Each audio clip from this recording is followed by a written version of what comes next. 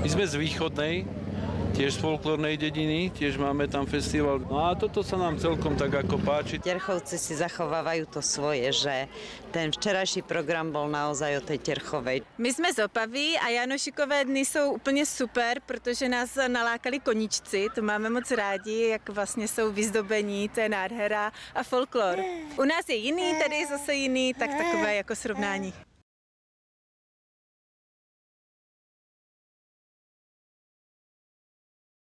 Žilinský samosprávny kraj je hrdý na to, že môže podporiť podujatie Janošikové dni. Je to 62. ročník a vidíme, že stále si tá terchovská muzika a folklór nachádza svojich aj obdivovateľov, ale aj následovníkov. Sme veľmi radi, že to máme pre koho robiť, pretože aj tie odozvy, ktoré sme mali možnosť prostredníctvom médií, sociálnych sietí, priamych prenosov vnímať, fakt boli z celého sveta.